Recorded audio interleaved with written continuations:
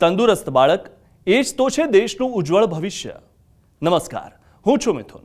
7 April world health day નજીક છે ત્યારે ઝી 24 કલાક જોડાયું છે ઝે મીડિયાની ખાસ મુહિમ ફિટ ઇન્ડિયા હિટ ઇન્ડિયા સાથે.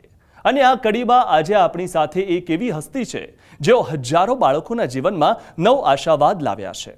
આપણી સાથે છે અમદાવાદ સિવિલના સુપ્રિન્ટેન્ડન્ટ અને જાણીતા paediatric surgeon doctor Rakesh Joshi. બાળકોની સર્જરી કેટલી જટિલ હોય છે, સર્જરી પછી માતા પિતાએ કઈ કઈ બાબતોનું ધ્યાન રાખવું જોઈએ, આજે આ તમામ પ્રશ્નો પર વાત કરીશું. ડોક્ટર, કાર્યક્રમમાં આપનું ખૂબ ખૂબ સ્વાગત છે. પીડિયાટ્રિક સર્જનનો આ સોસાયટીમાં શું રોલ છે એના માટે આપણે વાત કરવા જઈ રહ્યા છીએ. ઘણા બધાને એવું લાગતું છે કે પીડિયાટ્રિક સર્જનની જરૂરિયાત કેમ છે. શું જે વ્યક્તિ મોટા વ્યક્તિનું ઓપરેશન કરી શકે અથવા સારવાર આપી શકે એ બાળકોનું ન કરી શકે? પરંતુ આપને મારે એટલું જ કહેવું છે કે જે નાનું બાળક છે એ મિનિએચર ઓફ એડલ્ટ નથી. એની પૂરી સંરચના અલગ છે. જે તાજા જન્મેલા બાળકો છે એની પૂરી રિક્વાયરમેન્ટ, બધી જ જરૂરિયાતો અલગ છે. એ જ રીતે બાળક જ્યાં સુધી મોટું થઈ અને એડોલેસન્સ થઈ અને એડલ્ટમાં ન પરિણમે ત્યાં સુધી પીડિયાટ્રિક સર્જનનો ખૂબ મોટો રોલ છે. એટલે ક્યારેય પણ એવું ન સમજવું કે કોઈ મોટા વ્યક્તિનો 5મો ભાગ એટલે બાળક, એટલે જે વ્યક્તિ મોટા વ્યક્તિની સર્જરી કરે આની પણ કરી શકે, તો એ માન્યતા ખોટી છે. નાના બાળકની, તાજા જન્મેલા બાળકની જ્યારે પણ ઓપરેશનની જરૂર પડે ત્યારે માત્ર ને માત્ર પીડિયાટ્રિક સર્જનનો સંપર્ક કરવો. એમની પાસે બહોળો અનુભવ છે આવા બધા બાળકોને ટ્રીટમેન્ટ કરવાનો. આજે એક ખાસ વાત આપને કહીશ કે સિવિલ હોસ્પિટલના પીડિયાટ્રિક સર્જરી વિભાગમાં લગભગ દર વર્ષે 2500થી વધારે સર્જરી થાય છે.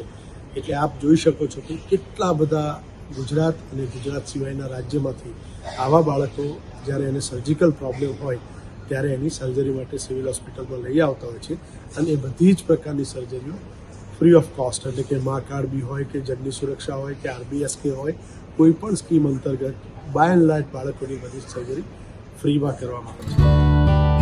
બાળકોમાં જો સૌથી કોમન જન્મજાત બીમારીઓની આપણે જો વાત કરીશું ને તો તાજા જન્મેલા બાળકોમાં આપણે એવા કિસ્સાઓ જોઈએ છે કે જેમાં સંડાસની જગ્યા બની ના હોય, અન્નનળી અને શ્વાસનળી જોડાયેલી હોય, પેટમાં આંતરડાના 2 ટુકડા હોય એટલે કે આંતરડું પૂરું બન્યું ના હોય, ઉદરપટલ એટલે કે ડાયાફ્રાગ્મેટિક હર્નિયાની તકલીફ હોય. ઘણા લોકોને જે શરીરની ઉપર ગાંઠ હોય એટલે કે સિસ્ટિક હાઇગ્રોમા કહેવાય, કરોડરજ્જુ ઉપર ગાંઠ હોય તો મેનિગોમાયલોસિસ, લાઇપોમેનિગોમાયલોસિસ કહેવાય, બ્રેઇન એટલે કે માથું મોટું થયું હોય તો હાઇડ્રોકેફેલસ કહેવાય. આવા બધા કિસ્સાઓ તાજા જન્મેલા બાળકોમાં આવે છે.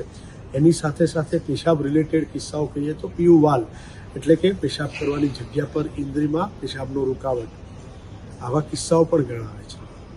સૌથી અગત્યની વાત કરીશ કે પીડિયાટ્રિક સર્જરી વિભાગ સિવિલ હોસ્પિટલનું બ્લેડર એક્સ્ટ્રોફીના કેસ માટે સેન્ટર ઓફ એક્સલન્સ છે.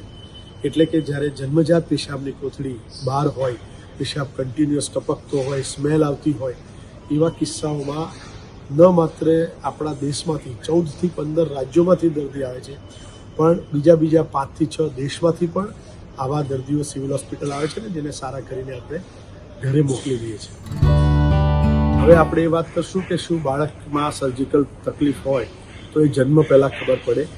તો આપના માધ્યમથી મારે સૌ માતા પિતાને એક વિનંતી કરવી છે કે જ્યારે પણ પ્રેગ્નન્સીનો પ્લાન થાય ત્યારે જો ફોલિક એસિડ નામની દવા આપણે એની માતાને એટલે કે જે પ્રેગ્નન્ટ થવા જઈ રહી છે બહેનને આપશું તો ઘણી બધી જન્મજાત બીમારીઓ, ખાસ કરીને ઊંઠની ગાંઠ એટલે કે મેનિગોમાયલોસિસને આપણે બચાવી શકીએ. એની સાથે સાથે પ્રેગ્નન્સીના સમયે 18થી 20 વીકના ટાઈમ પર 3D કે 4D સોનોગ્રાફી કરાવવી જોઈએ, જેમાં ઘણી બધી શારીરિક તકલીફો, ખાસ કરીને એક્સટર્નલ જે તકલીફો છે એ પકડાઈ જાય અને ઘણી બધી ઇન્ટરનલ તકલીફો પણ એની અંદર ડાયગ્નોઝ થતી હોય છે.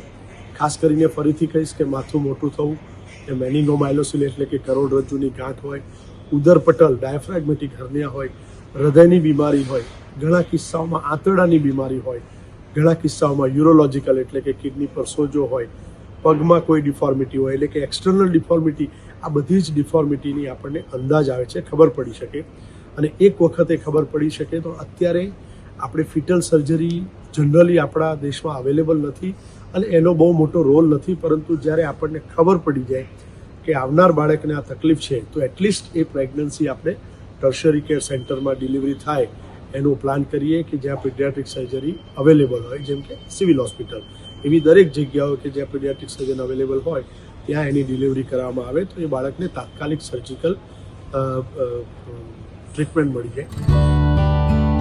સૌથી અગત્યની વાત છે કે જ્યારે બાળકનો જન્મ થાય ત્યારે બાળક દૂધ ન પી શકે અને ઉલટી કરે અથવા ચોંકાઈ જાય એટલે કે ઉતરાઈ જાય, આવા કિસ્સામાં અન્નનળી બની છે કે નહીં એ ખાસ જોવું જોઈએ. એના માટે નાક વાટે એક નળી નાખી અને એને પેટમાં ઉતારવામાં આવે છે અને જો નળી પેટમાં ના જાય તો એ ટ્રેકિયોઇસોફેજિયલ એટ્રેસિયાનો કેસ હોઈ શકે છે.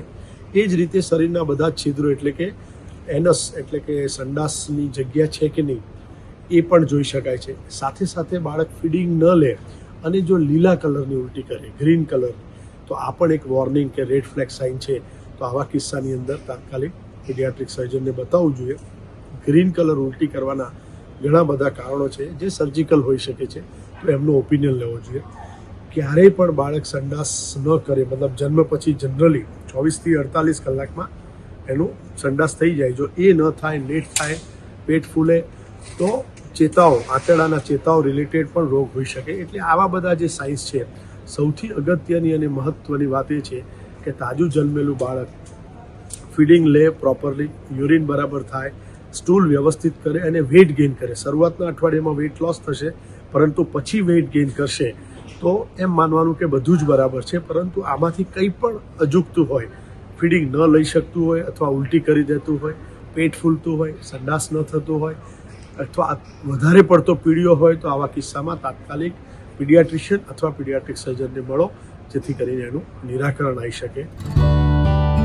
સૌથી અગત્યની વાત કરવા જઈશ કે જ્યાં સુધી બાળક મોટું અને સમજણું ન થાય ત્યાં સુધી ખાસ જે અમારી પાસે ઘણી વખત ફોરેન બોડી એસ્પિરેશન અથવા ઇન્જેક્શનના કિસ્સાઓ આવતા હોય છે.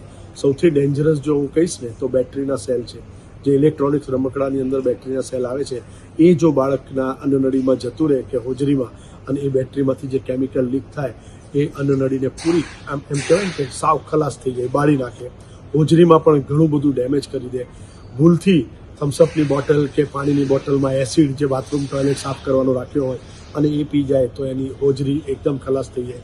એની સાથે સાથે ખાતા વતરાઈ જાય. સિંગનો દાણો છે, ચણાનો દાણો છે, સ્ક્રૂ છે, LED બલ્બ છે, કેવા ફોરેન બોડી અમે શ્વાસ નળીમાંથી કાઢ્યા છીએ. એટલે આપના માધ્યમથી દરેક માતા પિતાને એટલું ચોક્કસથી કહીશ કે બાળકનું ખૂબ ધ્યાન રાખો. એ ક્યાં રમે છે, કયા રમકડા સાથે રમે છે, શું ખાય છે, ખાતા રમે નહીં, જમ્પ ના કરે અથવા કોઈ એવી એક્ટિવિટી ન કરાવી જેથી કરીને ઓતરાઈ જવાના ચાન્સ રહે. આટલું આપણે ધ્યાન રાખશું તો આપણા બાળકને ઇમરજન્સીમાં લઈને દોડવું નહીં પડે.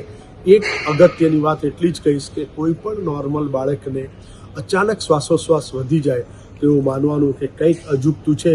ટાઈમ વેસ્ટ કર્યા સિવાય આપણા પીડિયાટ્રિશિયન અથવા પીડિયાટ્રિક સર્જનને મળો. કદાચ એવું હોઈ શકે કે એની શ્વાસનળીમાં કોઈ ફોરેન બોડી ફસાઈ હોય.